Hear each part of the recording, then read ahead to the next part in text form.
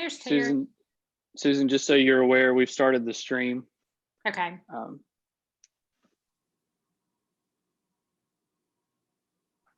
So do we think the interpreter is here shortly?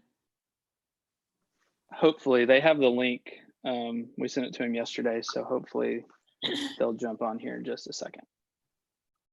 All right, thank you.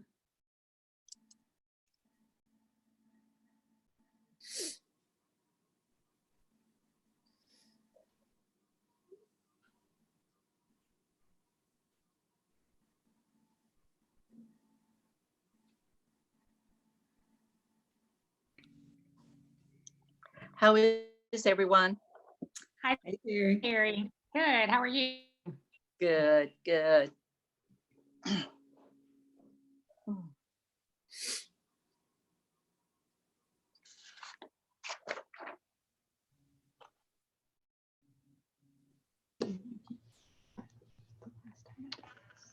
There we go.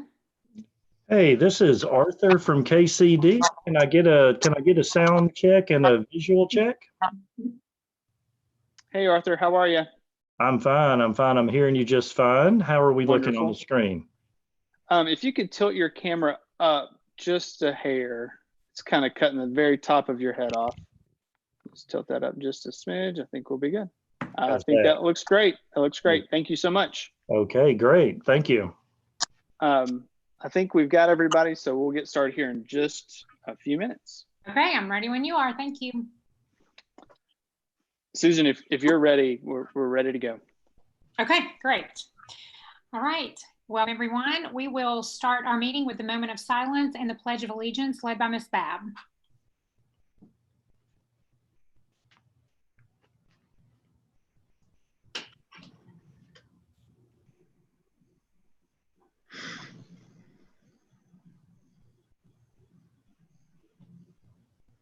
Now for the Pledge of Allegiance.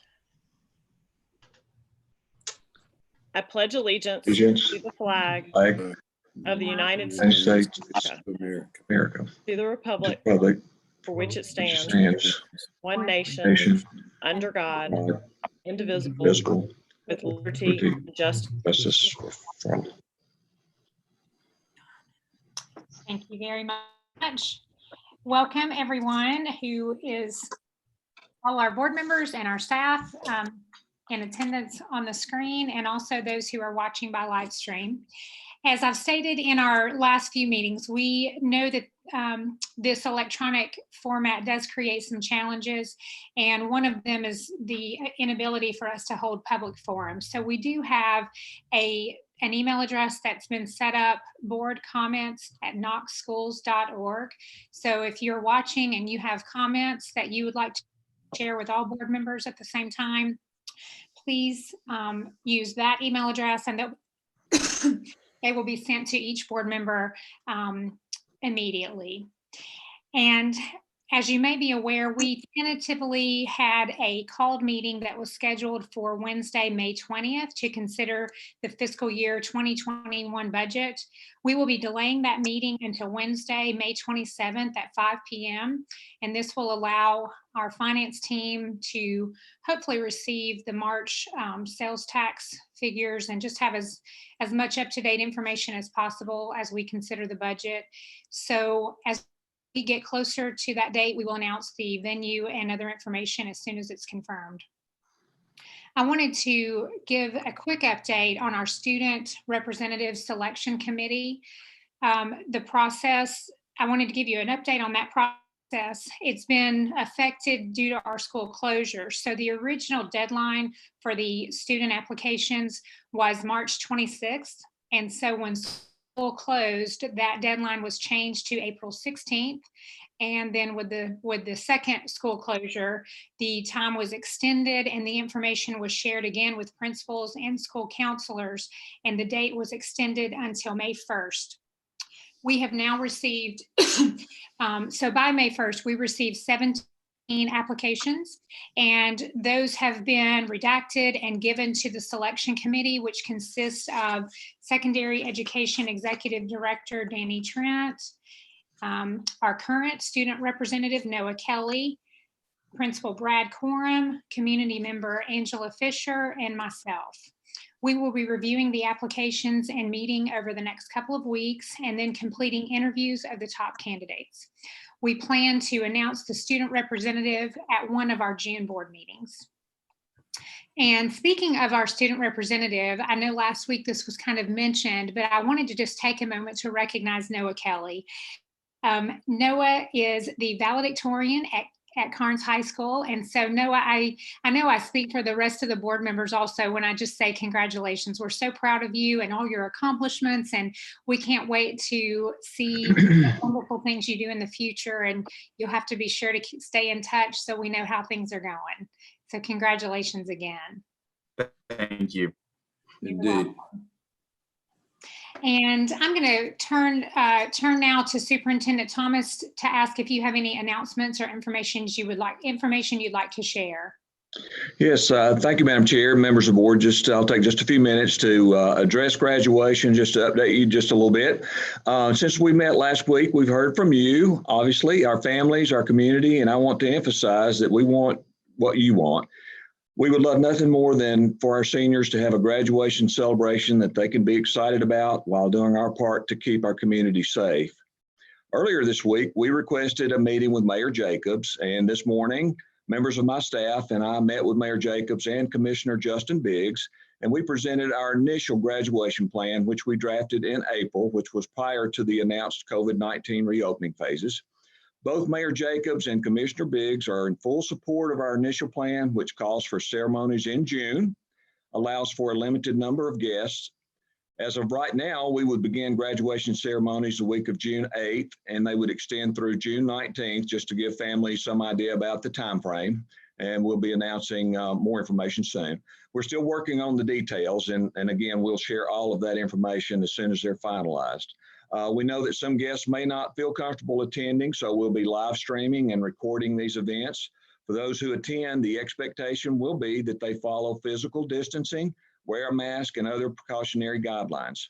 We hope this provides some comfort to our students and families, but also knowing that depending on the spread of COVID-19, these plans could change.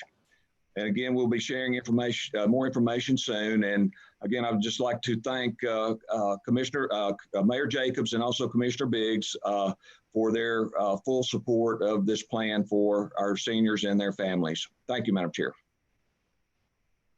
Thank you, Superintendent, for that update. And we'll just continue to hope that all the numbers stay low. Okay. Members, you were contacted this afternoon regarding deferring agenda item 8D, which was a purchase agreement for property located at Coward Mill Road for 30 days. And Superintendent Thomas and I have agreed to do so. I believe that Jim Snowden, our Director of Public Works and Engineering, is on the call. Mr. Snowden, would you like to make any comments? Yes, Madam Chair. I appreciate the opportunity.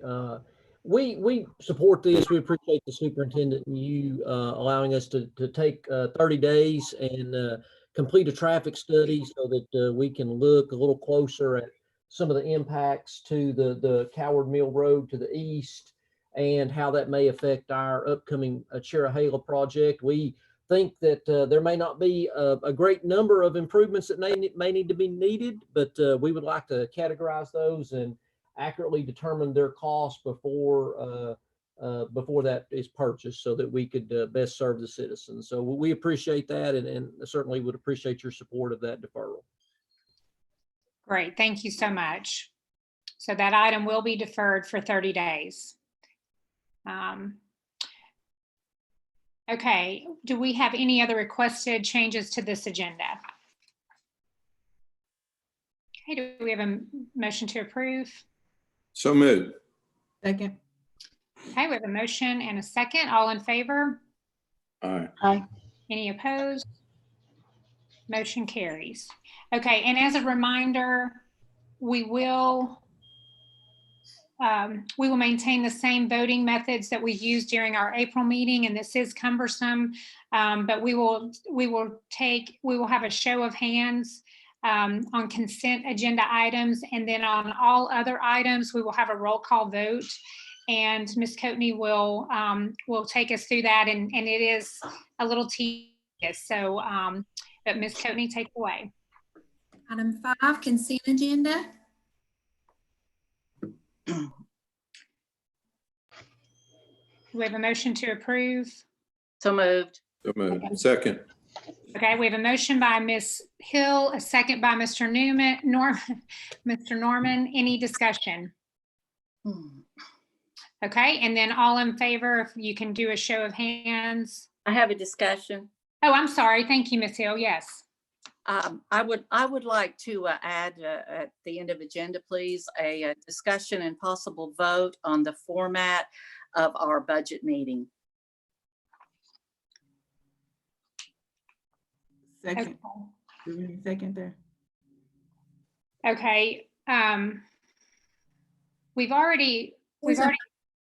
There's a motion on the floor for consent agenda. So if we want to vote on that first, and then we can feel. Okay. I got blocked out.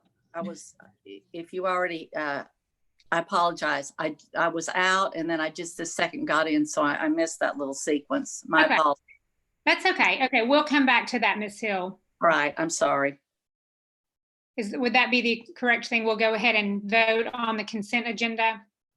Okay, so any other discussion on the consent agenda? Okay, all in favor, you can do a show of hands. Okay, any opposed? Okay, motion carries. Okay, now, since Ms. Hill was blocked, her signal was blocked a little bit, you had a change to the agenda, right, Ms. Hill? I do, and I apologize for that. Yes, I'd like to propose adding to the end of agenda that we have a discussion and possible vote on the format that we use for our budget meeting, location, time. Okay. Okay. So moved. So moved. Second. Okay, so we have a first by Ms. Hill and a second by Mr. Norman. Do we have other discussion? Okay, all in favor for adding this agenda item to the end of our agenda today? Let's do that by a show of hands, please. Okay, and motion carries. So we will add that to the end of our agenda for today. Thank you. Okay, Ms. Coatney. Item 6A, approve resolution for emergency temporary suspension of Knox County Board of Education policies C-123, D-510, I-341, I-370, I-372, I-381, I-390, J-120, and J-450 for the 2019-2020 school year in response to COVID-19. So moved. Second. Okay, I think that was Ms. Christie with a motion and Mr. Norman with a second discussion. I'm sorry. But it was on with them. Sorry, go ahead. Okay, any discussion? Who made that motion? Oh, Ms. Owen, I'm sorry. Ms. Owen made the motion and Mr. Norman seconded the motion. Thank you, Ms. Satterfield. Do we have discussion on this item? Okay. Ms. Satterfield?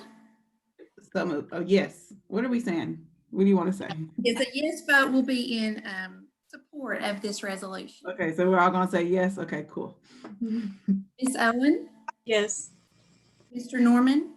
Yes. Ms. Babb? Yes. Ms. Hill? Yes. Ms. Bounds? Yes. Mr. McMillan?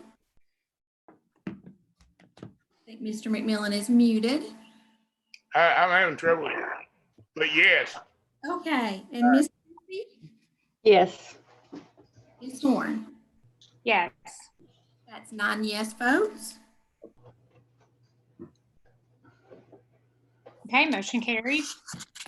Item 7A, approve consolidated grant application and receipt of funds from the State of Tennessee Department of Education for federal Title 1A, Title I neglected and delinquent, Title 2A, Title III, and Title IV in the amount of $18,951,794.75 for fiscal year 2021. So moved. Second. Okay, we have a motion by Mr. Norman, a second by Ms. Hill. Discussion?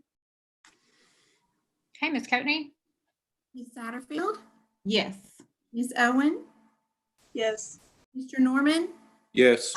Ms. Babb, Yes. Ms. Hill, Yes. Ms. Bounds, Yes. Mr. McMillan, yes, Ms. Christie, Yes. Ms. Horn. Yes. That's 9 yes votes.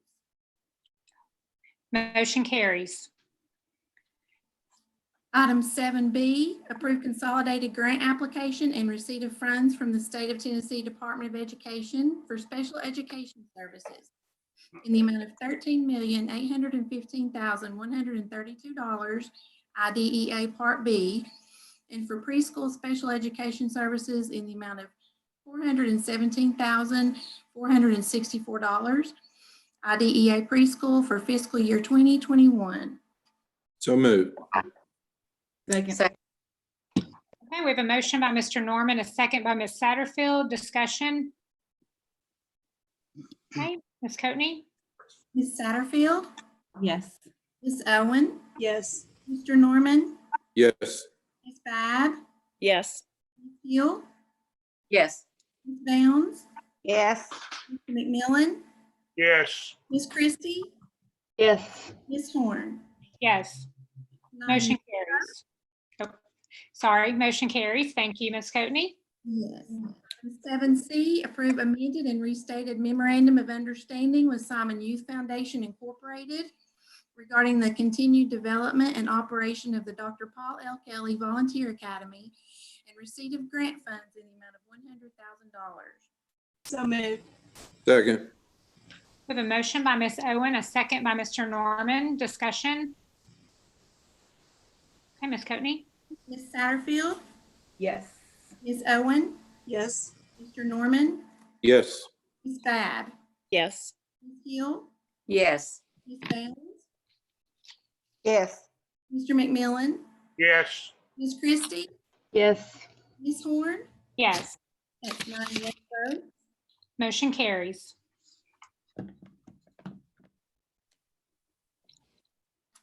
Item 7D, approve grant contract with the State of Tennessee Department of Education for the provision of recruiting teacher mentors and administration of required programming and receipt of Mentors Matter Training Initiative grant in the amount of $58,111. So moved. Second. We have a motion by Mr. Norman, a second by Ms. Christie. Do we have discussion? Okay, Ms. Coatney? Ms. Satterfield, Yes. Ms. Owen, Yes. Mr. Norman, Yes. Ms. Babb, Yes. Ms. Hill, Yes. Ms. Bounds, Yes. Mr. McMillan, yes, Ms. Christie, Yes. and Ms. Horn. Yes. 9 yes.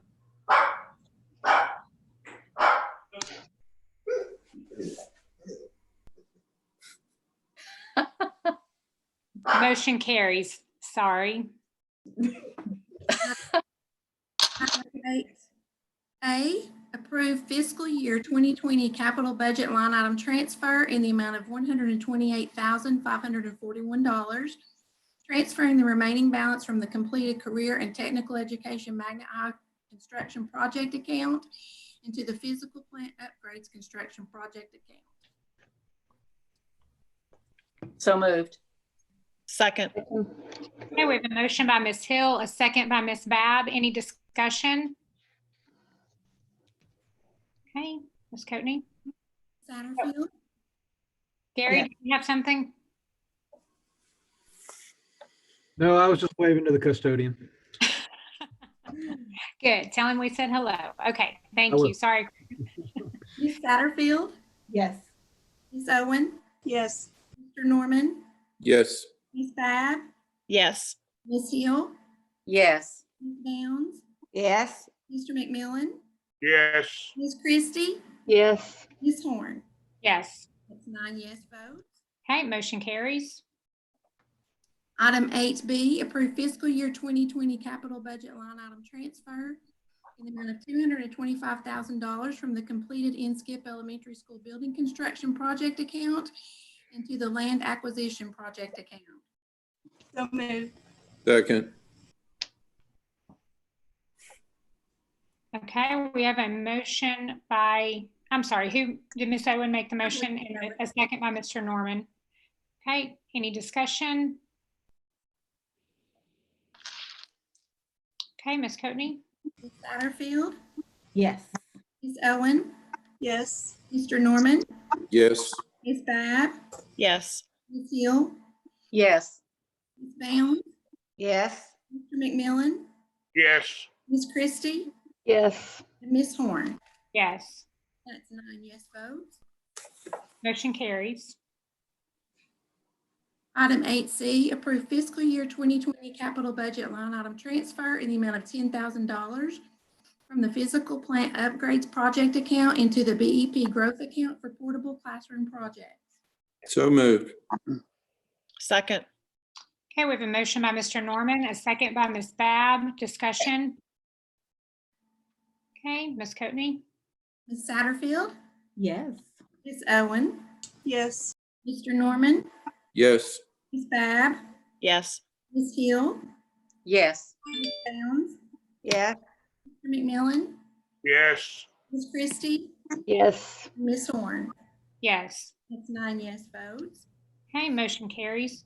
And as a reminder to anyone who's watching, we did have a work session last week and we worked through all of these items and some questions were asked then. So just so that the public knows that. All right, Ms. Coatney. Item 8D has been deferred. Item 8E, approve not any schools one-to-one student device deployment plan for grades kindergarten through 12 for the 2020-2021 school year. So moved. Second. Okay, we have a motion by Ms. Hill, a second by Ms. Christie. Discussion.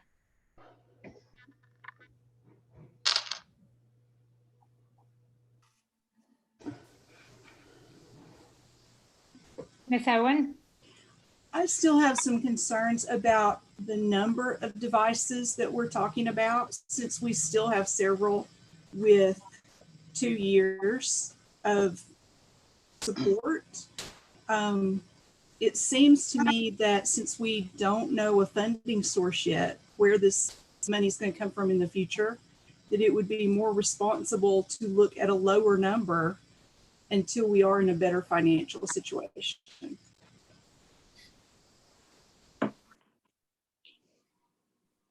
Okay.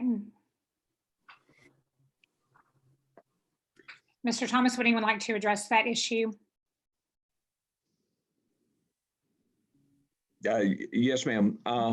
And again, we can, whatever the pleasure of the board is, we think we would space out the purchases. We do have devices with time left on them, support left on them.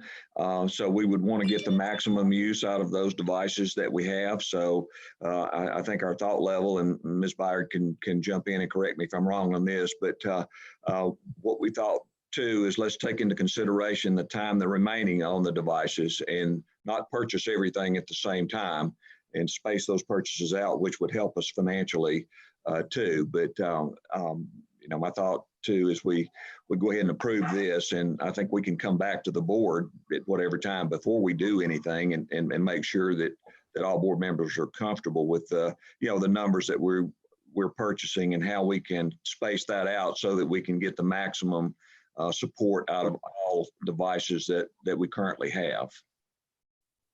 And again, Madam Chair, Ms. Byard may want to correct me if I'm wrong on anything there. So. Okay, would you like to jump in, Ms. Byard, before we move to another board member? Just a couple of comments. Mr. Thomas is exactly correct. I think Mr. McPherson has actually been working with our federal programs director to discuss that very concept. I want to emphasize that the plan contemplates buying a Chromebook for every student, but it does not specify the exact date of that purchase. So I think Mr. Thomas is correct, as we need to look at the staging, if you will, of those those purchases. Mr. McPherson may want to add more to that. I think he has some late breaking info on that. I don't see him. Mr. McPherson, would you like to weigh in on that, please? Yes, Mr. Byard's correct. So Cheryl Martin has been working with the state on, maybe how we can utilize these, how we can deploy the devices, extend the life of the newer devices while also not endangering our compliance with ESSA. And so that's something we always have to keep our eyes on, because at a number of our Title I schools, they have used Title I funds to purchase newer devices. So we have to be careful in this plan to not exclude any students, because otherwise we get into a situation of supplanting rather than supplementing. So what we will do is continue to work with the state to make sure that we are in compliance while also extending the life of those newer devices. So it won't be that we're excluding anyone. It's just a matter of how we can, get the best bang for our buck, so to speak. Okay, Ms. Owen, do you have any follow-up comment or question? Okay, Ms. Satterfield.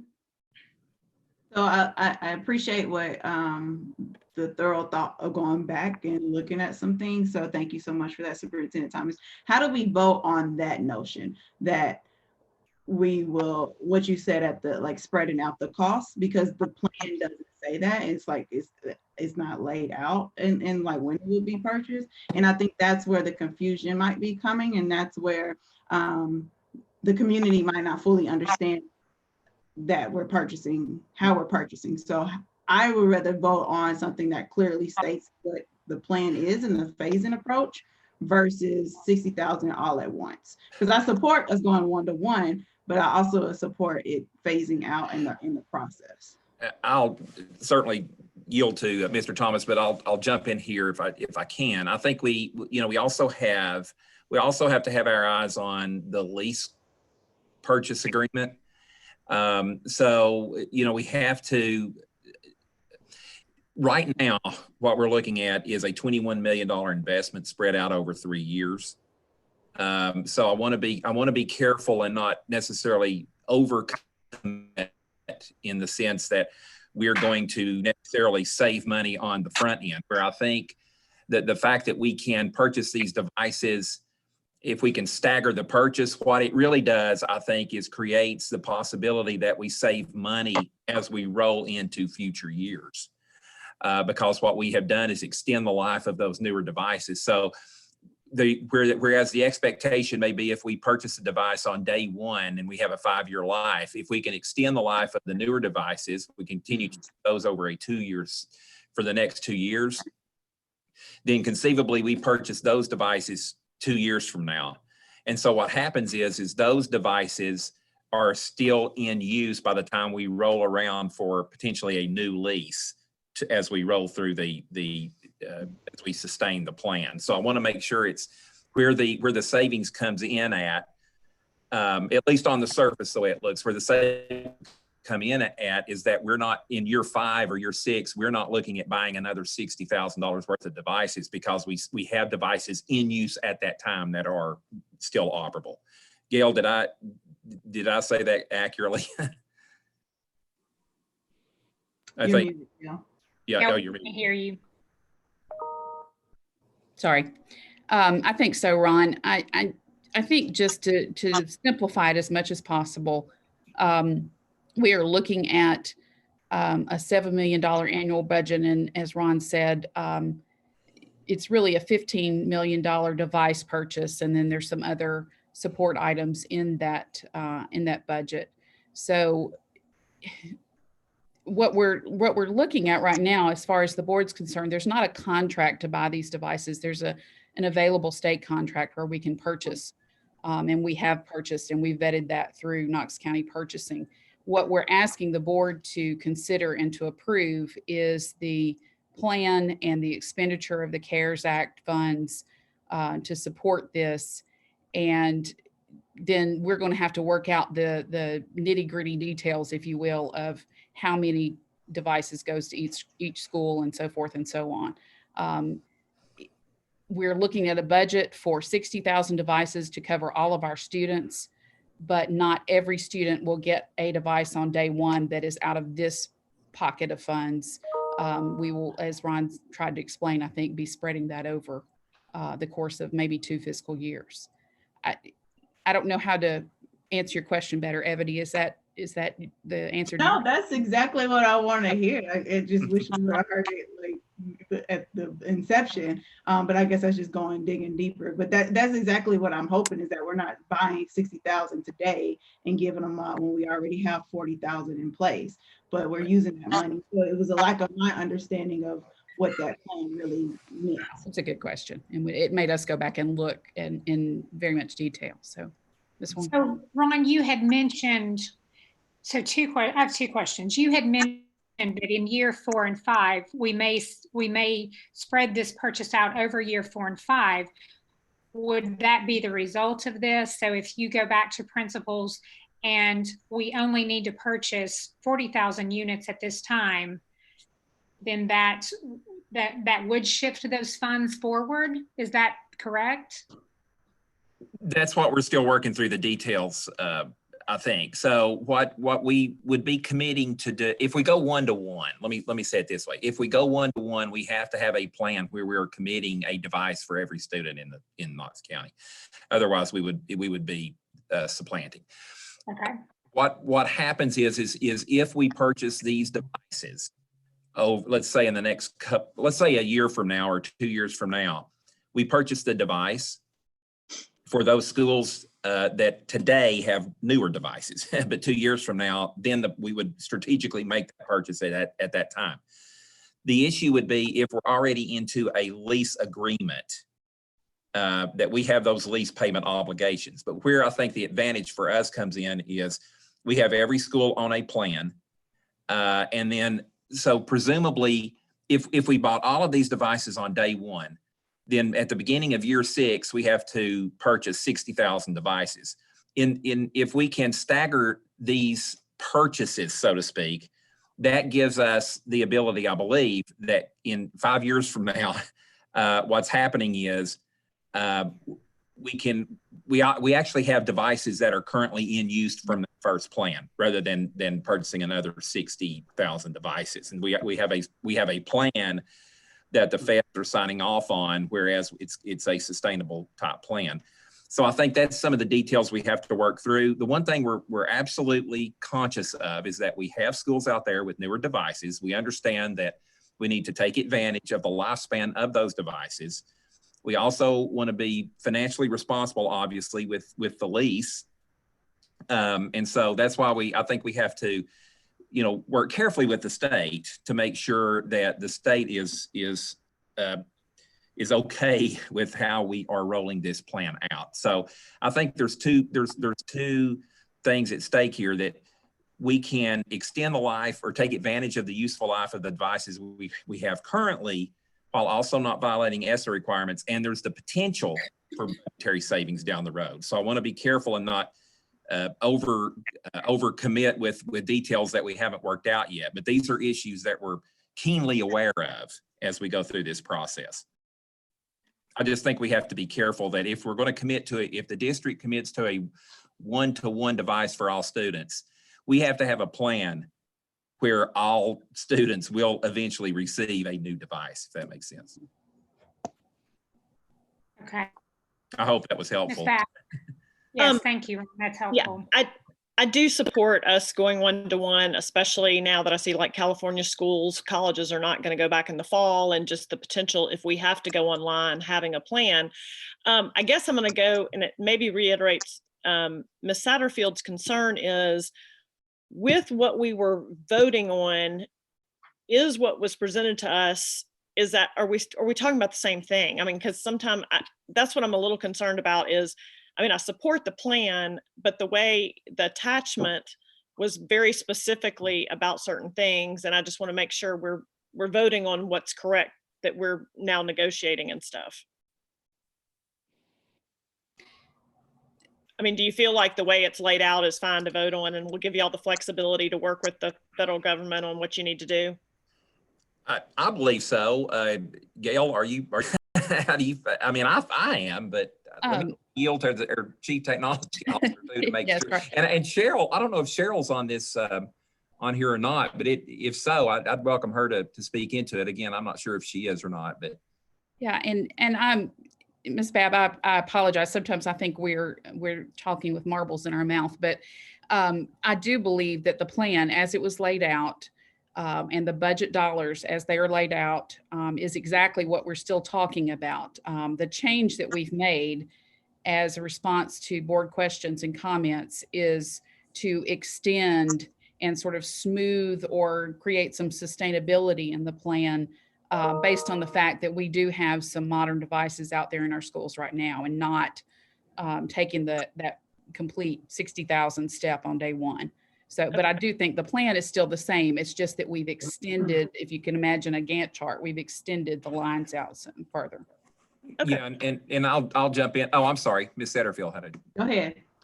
Okay, and so Cheryl, even just this afternoon, preliminary indications are that the state will approve our staggered rollout, whatever that looks like. So our concern, that's why we were a little bit hesitant.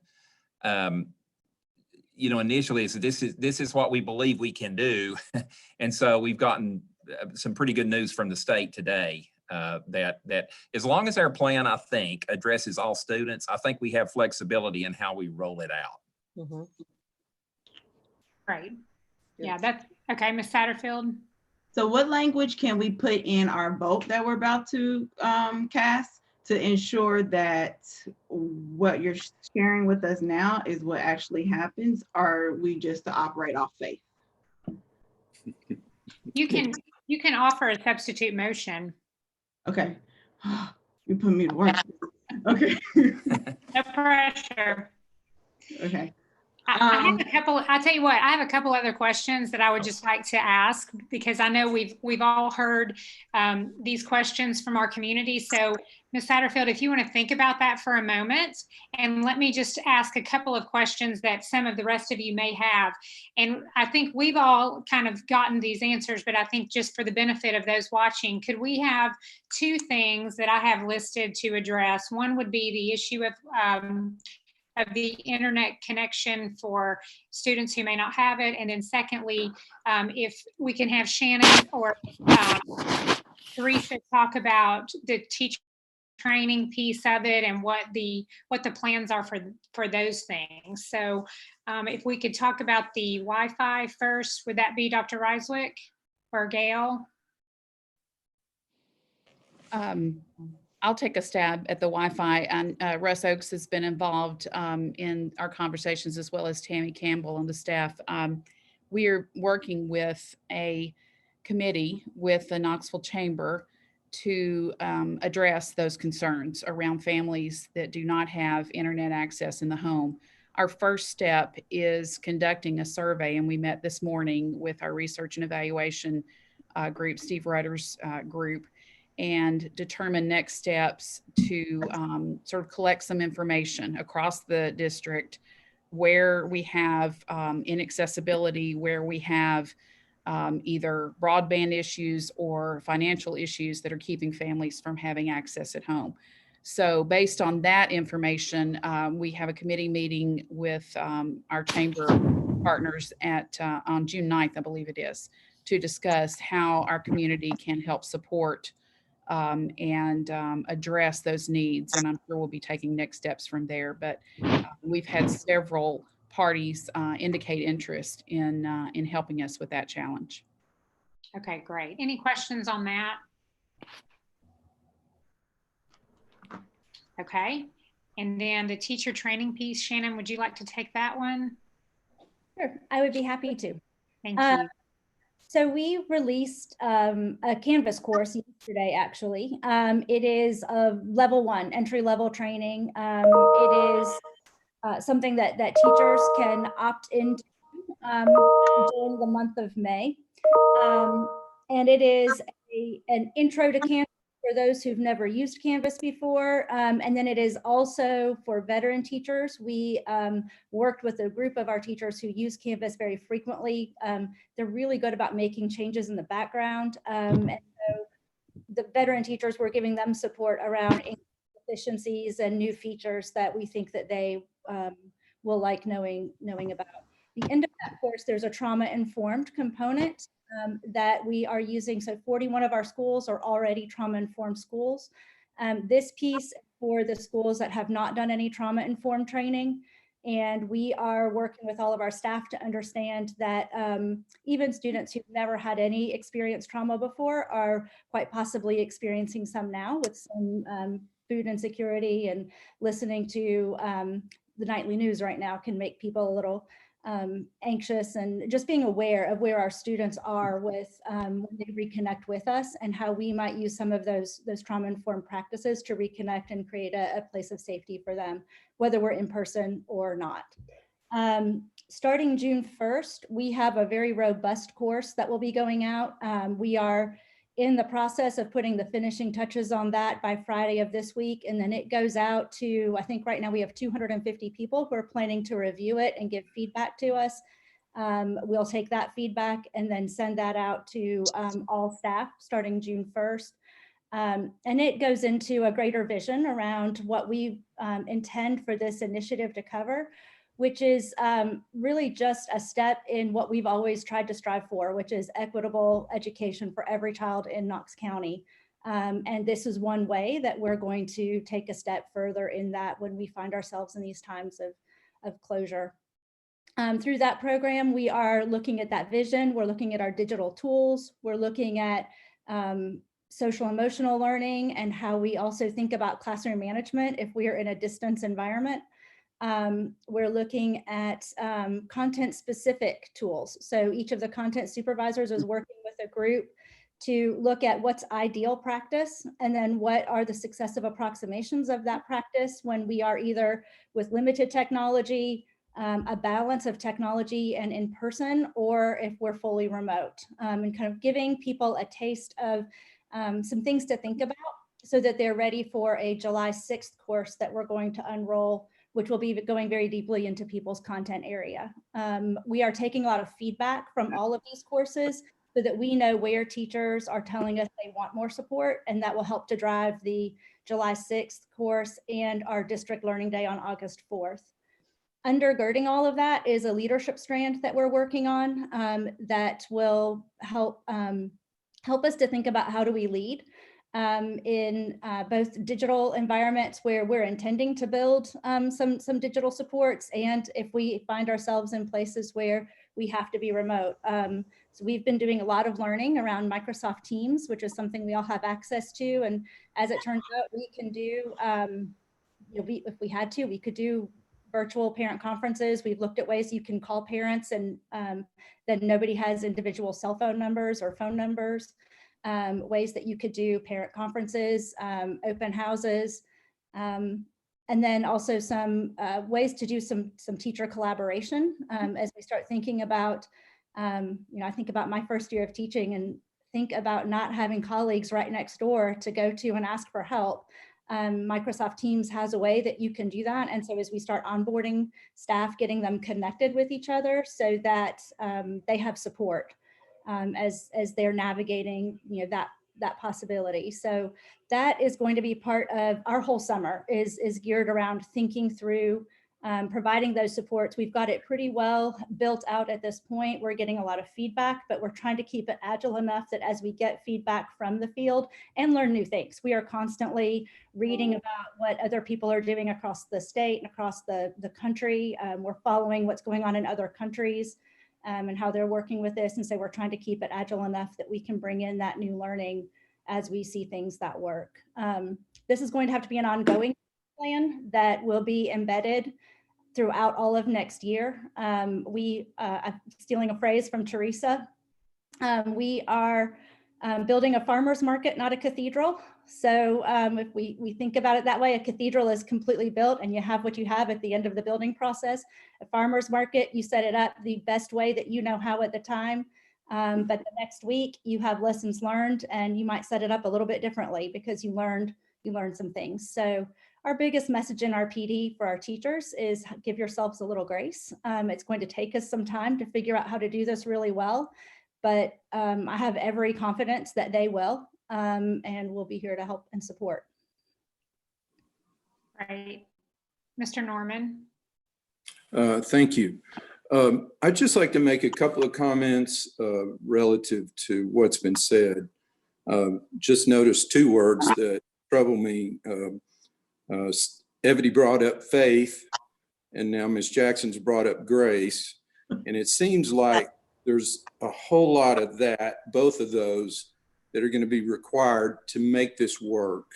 My fundamental issue with it, and I'm going to vote no, and not that I'm against one-to-one, but given the times we live in, I mean, we don't even know our revenue sources. And what we do know is that this purchase is going to increase our budget. Now, we're reacting to an unusual situation. If this was to happen again next year, we've got enough devices that we could make do with our middle school and high school kids. I don't see the big deal about elementary anyway. And so I think we're biting off a lot of debt that we don't know how we're going to be able to fund this in the future. So that's kind of my issue. Thanks.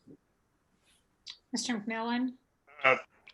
Along the same lines, what you were saying, Mr. Norman, I think you do have to have a lot of faith if you follow this. But is Ron still around? I have a couple of questions that I would like to ask. Ron, you still there? Sure am. Excuse me.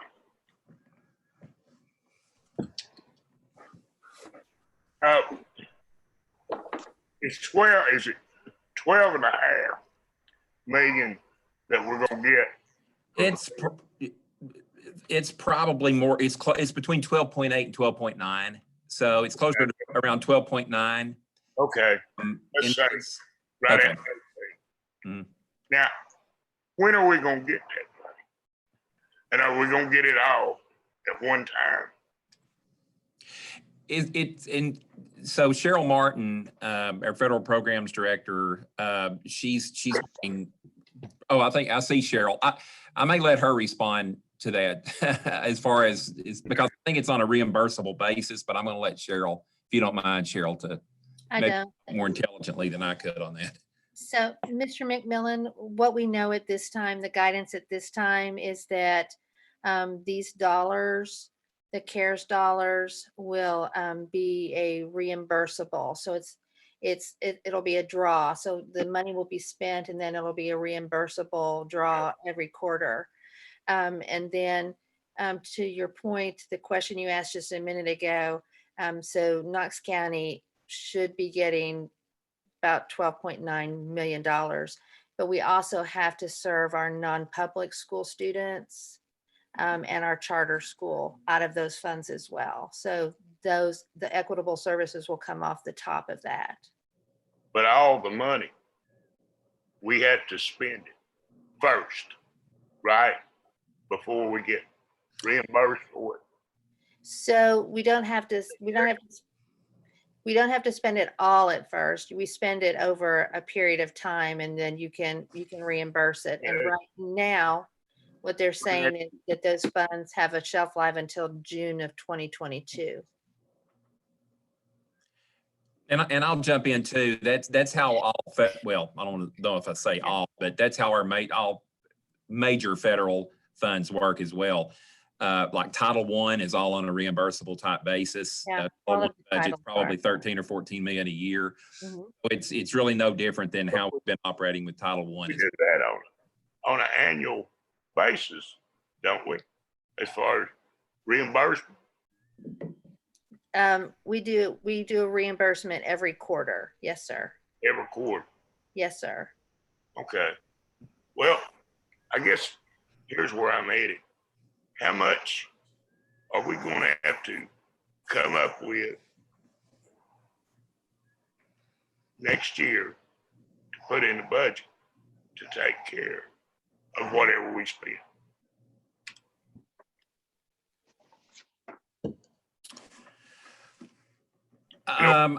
I'll try to answer that this way. I think I understand the question. So right now we have, so for, let me use Title I as an example because it works the same way. So Title I on an annual basis equates, I would say, roughly to the same amount that the ESSA, or rather the CARES dollars are. It's around 13 million after what Cheryl said, after private school and charter payout. We may be looking at somewhere less than $1 million or so around that. So what we would do is we would purchase this over time. So it would, I don't think it would put us in any more of any financial bind than it would based on what the board just approved with IDEA and Title I as well, because we have dollars in the bank to cover that we can replenish fairly quickly with the reimbursement type basis. So I don't know that we've never found ourselves in such a bind where we had to front load the budget in order to cover our Title I reimbursements or our IDEA reimbursements or any of those. So I hope that helps answer. I understand that. What I'm getting at is somewhere down the road, are we not going to, as these things wear out, we're going to have to roll them into our budget, our annual budget? Yes, that is correct, Mr. Millen. You are right.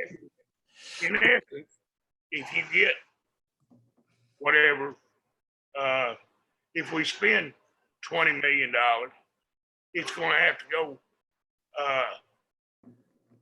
down the road, be rolled in to the annual budget each year, is it not? Yes, and I would say that I would also answer it this way, that regardless of what we do with these dollars, that's pretty much the scenario we're going to find ourselves with if we utilize these dollars. So if the board decided to use these dollars to fund some other initiative, I'm going to say to fund positions, then we would find ourselves in the same predicament, I think. So the only way to avoid that predicament is if we could identify something that we only needed one time. So I think we would have that issue come up regardless back, and it's very valid, the issue that you raise.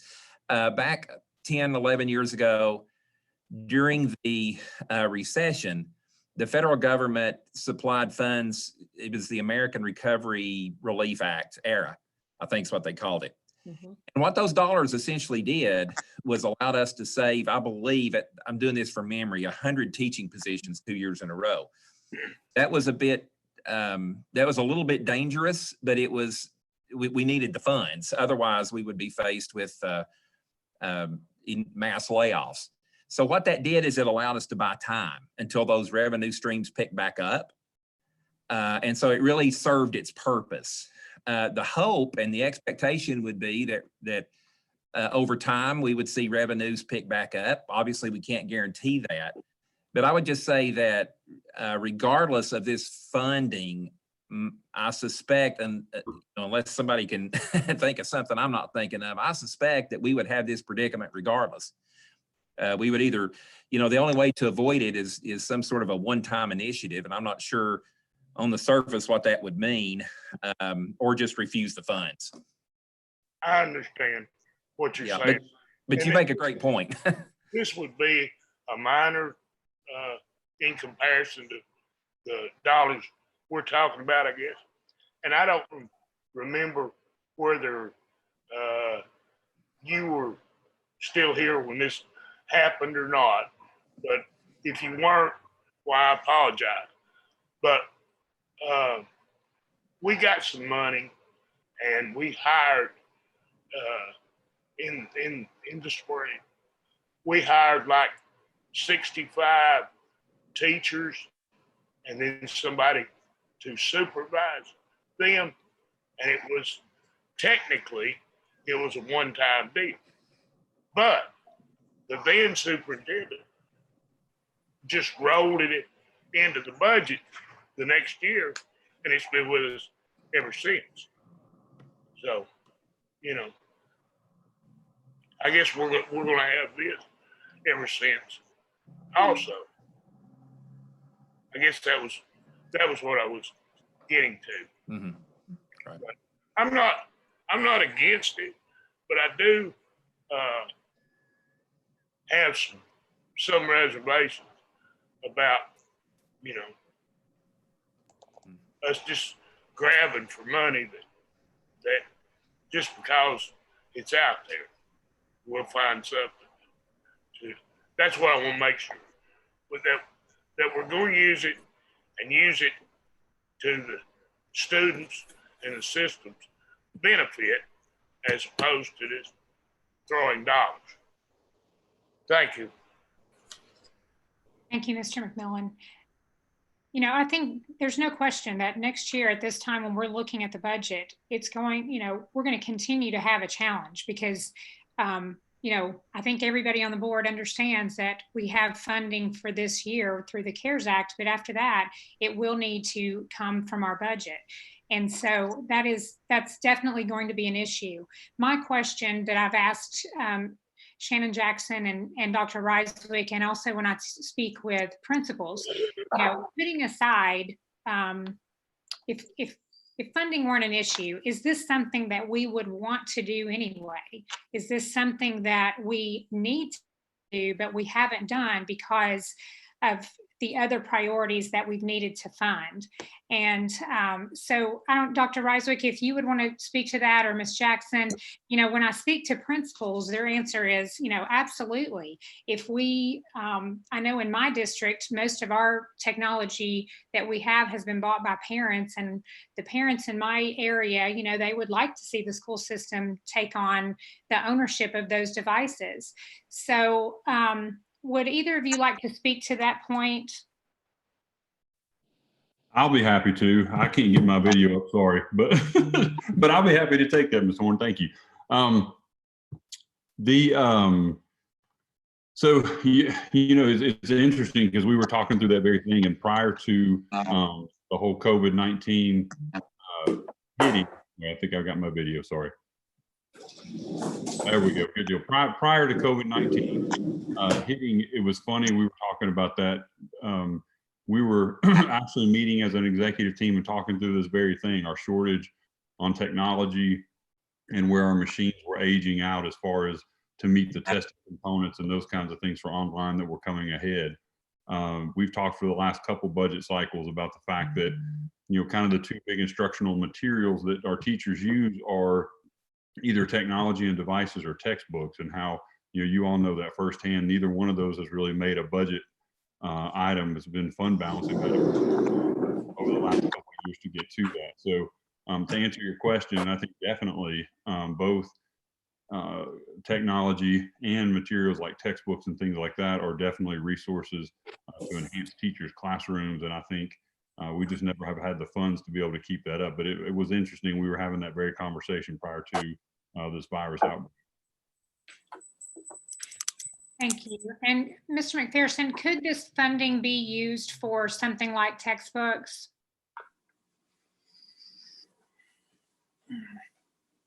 On the surface, I would say that would be problematic because it needs to be somehow or another. It's not necessarily, we have flexibility in how to use the funds, but the points that I've read so far, the guidance I've received from the state, I don't want to say no.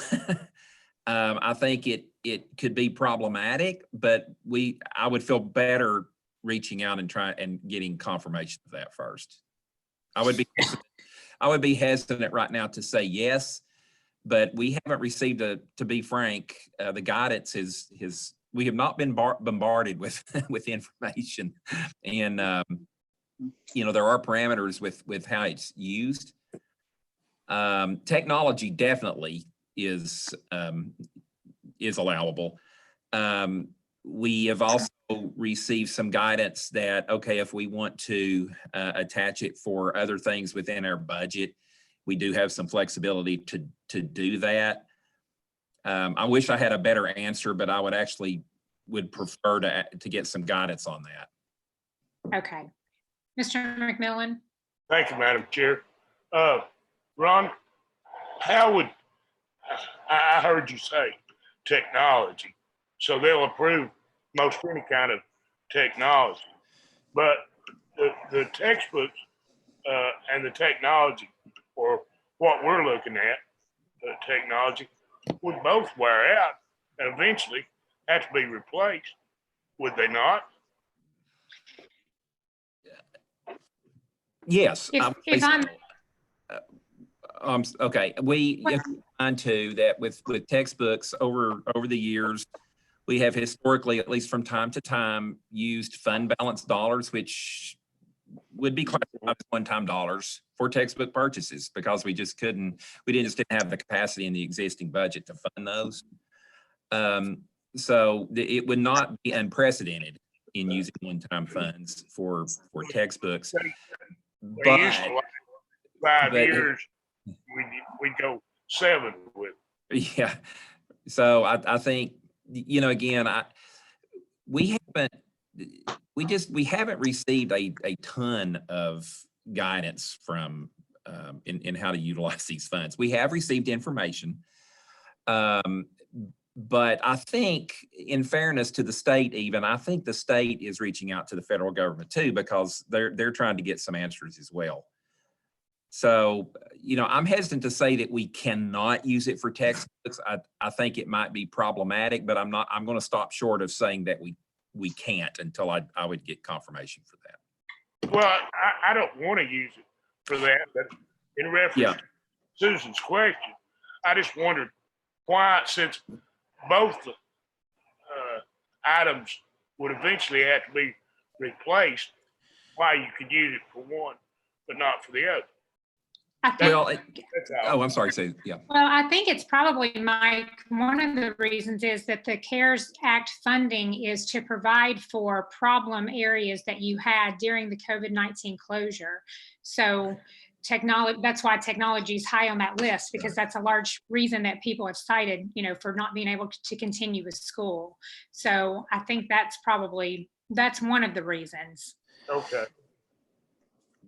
Right. I think the more we can attach this to a COVID related issue, then I think the better. Well, let me ask one other thing, then I'll be quiet. And I guess I don't know, you or maybe Gail should answer this. If we should have a setback when about the time school starts, would we be ready to just pick up and start?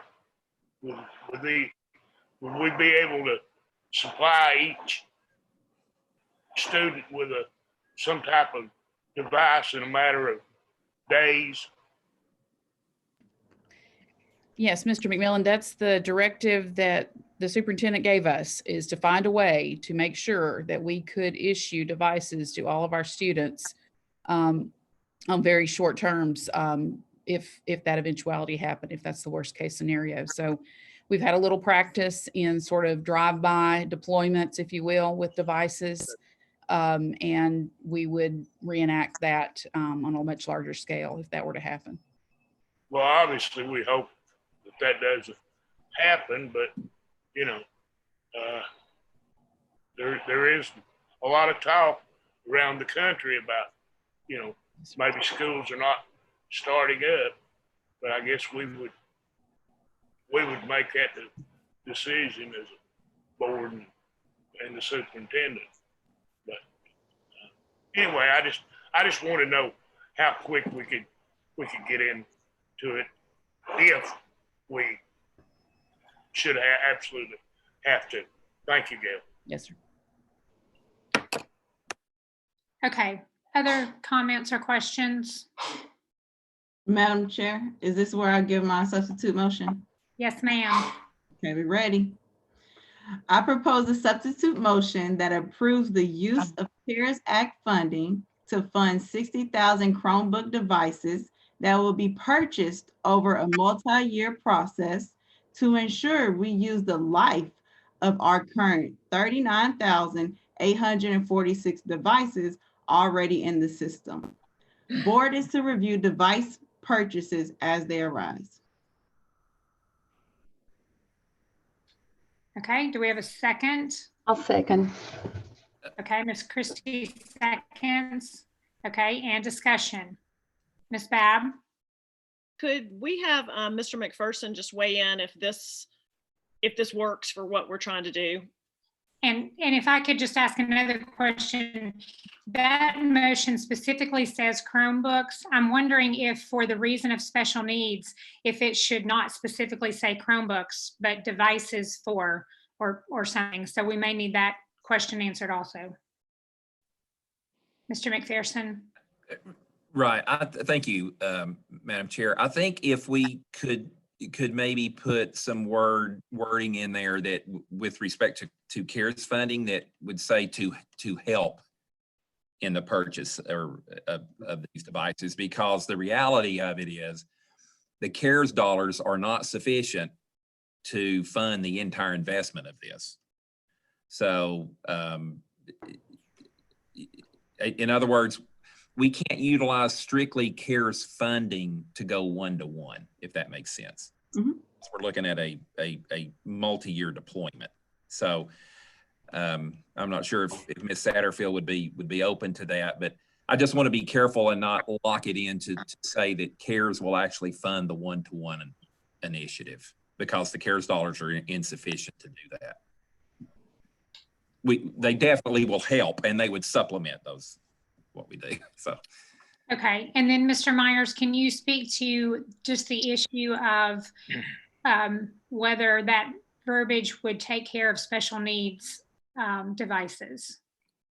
Sure, I'll defer to Mr. Dupler on the specific verbiage, but as we spoke in the work session, we'll still be working with our families of children with disabilities individually to determine what type of device they may need or what type of assistive technology they may need to access a particular device. So in terms of what the board would be voting on, I'll defer to Mr. Dupler on that. Okay. Go ahead. Yeah, thank you, Madam Chair. I would say that we can use the Chromebook language, but go a little bit further to say or other device as applicable. That way, I think the spirit of the motion is to purchase Chromebooks as opposed to say all MacBook Airs or something like that. So, but if you added that little bit of other language, other devices as applicable, then that would solve the issue. Okay. And Ms. Bounds, did you have a question? No, I was just going to ask Mr. Dupler to speak to the substitute motion if it was in correct form and it was okay. Yes, I mean, with that qualification, Ms. Satterfield and I were trying to work on that, offline, so to speak. So that would certainly work. And then I think what was the other concern besides and then Mr. McPherson's talking about saying to help fund. I mean, so help can be added. So Ms. Satterfield, if you want to perhaps restate the motion and then have the same second, if that would happen, and then we can fix those issues. Okay, we're ready. Okay, go ahead. I propose a substitute motion that approves the use of CARES Act funding to help fund 60,000 Chromebook or other necessary devices that will be purchased over a multi-year process to ensure we use the life of our current 39,846 devices already in the system. Board is to review device purchases as they arise. And I'll second. Okay, thank you. The motion was made by Ms. Satterfield and seconded by Ms. Christie. And do we have discussion? Okay, Ms. Coatney, we'll have a roll call vote. Satterfield, Does Bab? Yeah, can I ask a question? Are we voting on whether to approve this, or I just want to be sure what we're actually voting on? a yes vote would be to support Ms. Satterfield's substitute motion just read. Okay, thank you. And so therefore the original motion goes away. Thank you. Would you restate that? I didn't hear. Me or what Virginia asked? Restate the motion, please. Okay, no problem. I propose a substitute motion that approves the use of CARES Act funding to help fund 60,000 Chromebooks or other necessary devices that will be purchased over a multi-year process to ensure we use the life of our current 39,846 devices already in the system. Board is to review device purchases as they arise. But what was the answer to what we were actually committing to? There's not any dollar amount in there. I think that, oh, go ahead. Are you talking to me, Mr. Mike? Anybody? Mr. Peterson, would you like to take that? I'm not trying to be difficult, but I'm having trouble hearing. It basically would authorize the district to purchase devices over time of using the CARES Act funding. Is that correct to say? Using the CARES Act funding. The total amount? It doesn't say that. The motion does not say that. It says it would use, why don't you read it again? The motion says the 60,000 Chromebooks, and so that 60,000 is, if that needs to be replaced with 7 million, Mr. McPherson, that can be done. Okay. Yeah. That's a commitment that the average person can understand. Mm-hmm. That's where I'm going. Okay. I didn't know whether it was that, whether we were committing to, 13 million or 12.9 or whatever. That's fine. Mr. McPherson? Yes, thank you, Madam Chair. I just want to make sure too, yes, that I think that gets it. Well, one thing too, I want to make sure we get clarification on Ms. Satterfield's last part of the substitute motion, because I want to make sure we're in compliance with what the board is asking us to do. It's something about come back for review. Is that before every purchase? The only reason I'm asking, I just don't want to endanger the timing, Yeah. So well, the motion want to comply with whatever, but yeah, the motion just says to review devices, not to vote on it, not the board, just to review. And I interpret that as, inform us that this is what's happening. As a report, so to speak. Okay. Okay. Thank you for that. Okay, so I'm sorry, Ms. Satterfield, can you read it one more time? Because I want to hear the end of it, because in my mind, I heard that we would have to approve before they purchase, and that would be a problem because they need to be able to move more, faster than we do. So can you read that one more time? And Mr. Mike, would you like your part to be the 60,000 or 7 million? Can I make a suggestion? Yeah. Can we add in there over the 5 years, because we're really committing ourselves to a 5-year plan.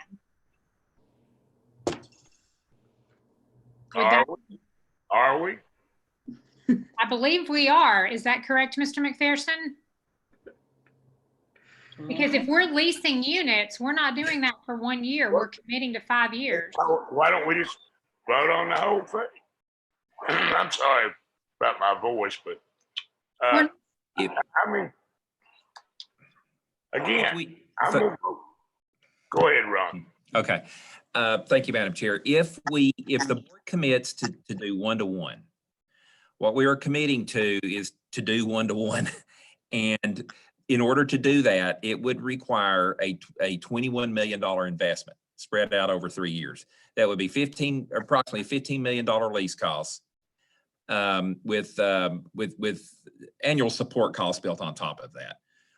So I think we have to understand that that when we commit to 1-to-1, we have a requirement to provide devices to every student, and that is an investment over multiple years.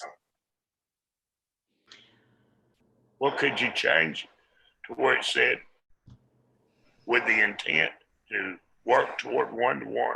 We are now approving $7-8 million right now to approve, what was the figure? 60,000 devices. Was it 40,000? Well, how many Chromebooks? 60,000. 60,000.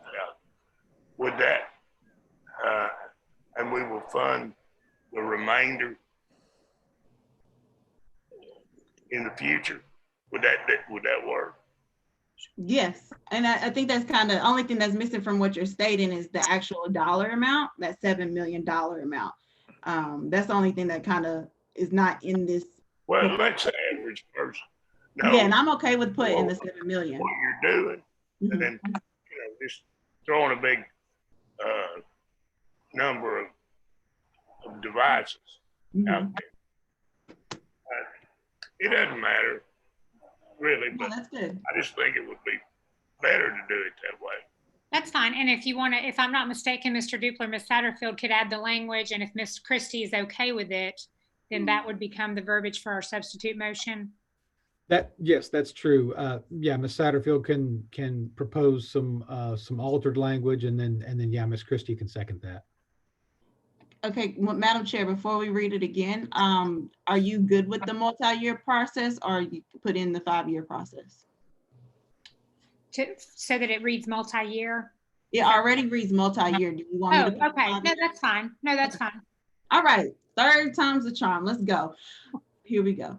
I propose a substitute motion that approves the use of $7 million CARE Act funding to help fund 60,000 Chromebooks or other necessary devices that will be purchased over a multi-year process to ensure we use the life of our current 39,846,000 devices already in the system. Purchase reports will be provided to the board as they occur. I'll second. Okay, so we have a substitute motion by Ms. Satterfield and a second by Ms. Christie. Do we have discussion? Do we have a dollar figure? Yes, sir. 7 million. 7 million. I'm sorry, I apologize. Very good. Okay. Mr. Norman, do you have a question? No, just a comment. Okay. I appreciate Ebony. I love Ebony, but this still, I think we're being irresponsible given there's so much unknown that's coming. And so I can't vote for this substitute motion. Thank you. Thank you, Mr. Norman. Other comments? Okay, Ms. Coatney, we'll do a roll call vote. Ms. Satterfield? Yes. Ms. Owen?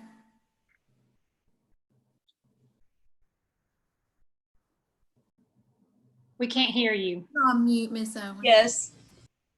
Mr. Norman? No. Ms. Babb? Yes. Ms. Hill? Yes. Ms. Bounds? Yes. Mr. McMillan? Yes. Ms. Christie? Yes. Ms. Horn? Yes. 8 yes votes and 1 no vote. Okay, and motion carries. Okay, thank you. And we have added an agenda item to the end of our time today regarding the budget, our next steps for budget process. Ms. Hill, would you like to start us off? Yes, thank you, Madam Chair. This actually is spurred by a comment that you made, Mr. McMillan, during our last meeting, asking if it would be possible for all of us to be together when together in one place as opposed to Zoom when we try to discuss this budget, given the fact that it is so detailed and so much involved in this process. I feel very strongly that this should occur, and we clearly see around us that that there are meetings that are occurring. I think we're all adults enough to make whatever decision we feel like is best for us personally, as to whether attend in person or attend via Zoom. I'd like to talk about if there's a legality with us using both mediums at the same time, should some of us want to be together and others may not feel comfortable with that. Mr. Dupler, is there anything that would preclude that kind of a setup given these extraordinary times we're in? Well, I mean, the way I read Governor Lee's executive order number 16, the board take that along with the fact that the main assembly room is being used according to the guidelines for General Sessions Court. So you know, the meeting room that we would be using is being used under these circumstances. So taking those two things together, the school system could put together what I would call a hybrid meeting, which would be one that you could have the board as participants, and certainly Knox County School staff, but the catch would be the public. And I would recommend, or my office would recommend, that at the very least it would have to be live streamed so that the public could see it as it occurs, and probably some type of mechanism be made for the public to make a comment, perhaps more than what's going on with the Zoom meeting. I appreciate that, and I concur. Talking to I guess Mr. Oakes or Ms. Baird, as far as the technology piece goes, is this something that you feel like could be reasonably accommodated were we to choose to meet this way? I think I would, this is Russ. I think I would defer to Gail on that, or, you know, I'm not thoroughly versed enough in the details of how to make that work. All right. Okay, Gail. Hi, I'm not sure I'm understanding the question. So we're talking about a hybrid type of meeting, and the question is around voting or taking action, or is it just around participation? Are we talking about the budget workshop? It would be both. We would be discussing and then voting. So it would basically be if any board members did not feel okay to meet in person, could they participate via Zoom? And then in addition to that, I'm assuming we could do this same kind of format so that the public could also be watching at the same time. My only concern there is the network at City County Building. We'd have to do some technical checking to make sure. It would be at the AJ. I'm sorry? At the AJ. Oh, it would be at the AJ. Okay. I think so. I think that we could pull that off. Is there any concern around legality, I guess, would be my question in terms of the statute that allowed for remote meetings for board. Gary, do you have any concerns with regards to that? Or is that where we started this conversation? Yeah.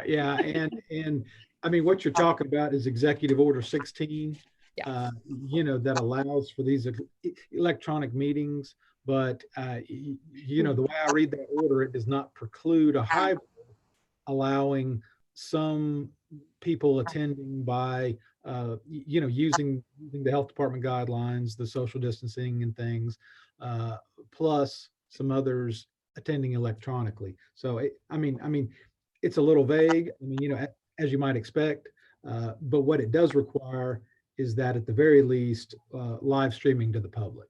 Okay. So we will certainly test that as we've done with all of our previous meeting setups, and we'll work with public affairs to make sure that that's operational. All right, thank you. Is there a need for discussion or a vote on this suggestion? I don't think we need to vote. We had kind of already been talking about that. So I think that we just need to work out the details. And so since we've moved it to the 27th, we're looking at having it in the AJ. And I think the big thing will just be how to involve board members who aren't able to be present, and how do we involve the public, and just giving them an opportunity to, like Mr. Dupler said, be able to comment and ask questions more in a live manner rather than an email manner. So we'll need to work through the details on that. Right. And I certainly have no objection where we meet, whether it's the AJ or the city county building. My just general comment might be that if spacing and distance is a concern, that that might be better accommodated at the city county building. But again, I will defer to those that know much more than I do about the logistics. Okay, we'll take that into account. Thank you, Ms. Hill, for offering that suggestion. And I think you'll find that when you can look at somebody, even if it's, a few feet away, that it works better than there's some other things you pick up as far as communication and stuff. I think the AJ would work. We just have to scatter out, but I believe that it would work. Now it wasn't in the governor's order, but just for your information, Gary, you might want to check with your boss on this.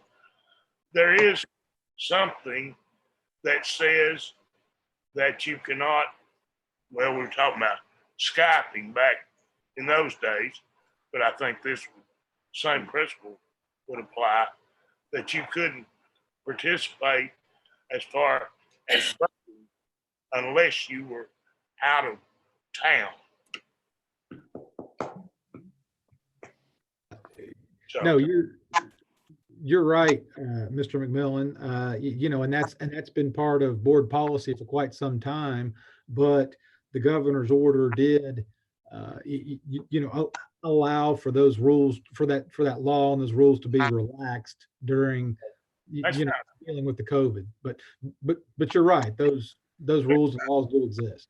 Yeah. And, I think the advantage to the AJ, even over the main assembly room, actually is that at the AJ, board members can sit every other chair, and the staff can use the gallery seating and just come up to the podium for comment. So we can probably, or could even put a table at the, to kind of finish the horseshoe. And so there are ways to spread out, I think, in that room that would accommodate some distancing. I agree. So we'll work on that. We've already been talking about it, so we'll continue to work in that direction, and I think that'll work. Thank you, Madam Chair.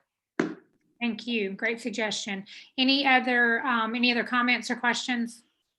Okay, we'll try to work out those details in the next few days and get that information to board members. And Mr. Thomas, you mentioned a virtual public town hall meeting. That's still a possibility, I'm assuming? Right, it's still a possibility. We're having conversations about that, and we'll get some information out pretty soon on that. Okay, all right, great. That's good, thank you. Okay, great. Okay, if there's nothing, yes, Mr. McMillan? Just one quick comment to the superintendent. Based on your remarks, I feel like y'all have gone a long way toward solving the graduation problem, and it's going to work for most people. And I, as a board member, want to tell you how much I appreciate y'all doing that. Thank you. Appreciate the board as well. So appreciate your comments, and we got a lot of feedback. So and appreciate Mayor Jacobs and his support for the plan.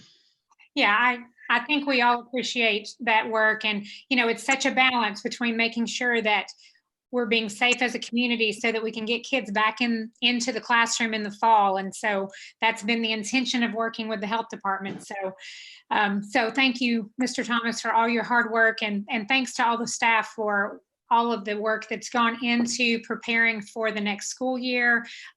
There's just a huge amount of work that has gone into the proposal and also planning for teacher